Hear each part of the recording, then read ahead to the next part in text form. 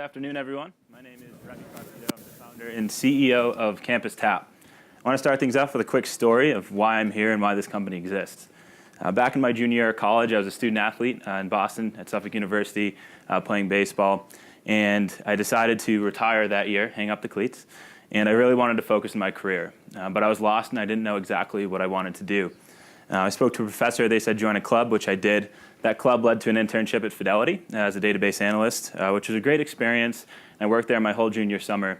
But by the end of that summer, they extended me a full-time offer to be a database analyst at that particular firm in Boston. However, I really wasn't sure if it was the right fit for me. Culturally, it seemed that it was a little bit too formal. It was definitely more of an entrepreneurial mindset. And I remembered an alumni speaking in one of my classes about his full-time experience at Fidelity. I ended up reaching out to a professor, got in touch with that alumni, and we met for coffee. And he said, look, whether you're there for 5 months or 5 years, you'll gain invaluable hard skills that will stick with you throughout your whole career. And that resonated with me and made me feel very comfortable and confident in accepting that offer. I went into my senior year expecting that the majority of my peers would be in a similar position, having a job lined up, but it was the polar opposite. Many were lost. Beyond the accountants, of course, they were going to the Big Four or getting their CPA. And that's where I saw an opportunity to create a platform to connect the dots between students and alumni to ultimately drive more formal mentoring relationships and connecting to other opportunities as well. So we say tap into your number one asset, which is your people. People are students and the alumni side, as well as on the corporate side, which I'll talk a little bit about in a second. The big problem, though, is when we identified this in the higher education space, is that a lot of these systems are run in a more legacy way. Emails are still the number one method of communicating. Social networks are the areas that they see to communicate effectively. However, the administration don't have the ability to get any data or insights or control any of those environments. And then there's legacy systems out there, such as database directories, that really make it a little bit long in the tooth for the end user experience, which also stifles the potential of connecting, because ultimately you're sending a cold email, even if you find that particular person. There's a huge opportunity, though, as we have identified in the higher education space. Over $15 billion is spent in this particular sector in technology, and there's over 14,000 opportunities to sell into. And the corporate HR space is also a huge opportunity as well. Talent and people analytics has obviously been top of mind at this conference, but most of the solutions we hear about are more reactive, and we have the ability to be a preemptive solution. Our solution focuses on 3 core areas. The ability to enhance student and employee development through mentoring and automating that platform through a number of different types of attributes within each user profile, which I'll get into in a moment. We also have the ability to help with recruitment. And this isn't your typical jobs board. This is a private environment totally tailored for each institution, whether it's private high schools, colleges, or corporate America. In addition, we also work with the alumni network, activating your alums to come back, not just to give back philanthropically, but to share their experience, their time, and their story in similar fashion that I learned from.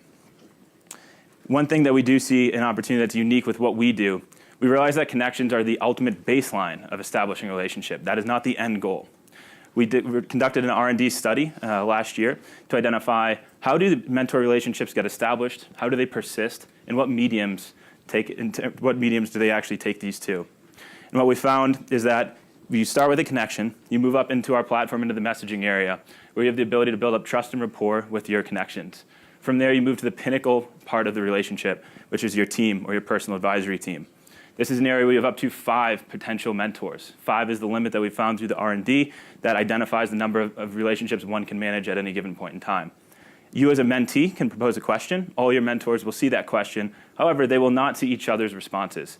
So you get truthful and unbiased feedback as the mentee.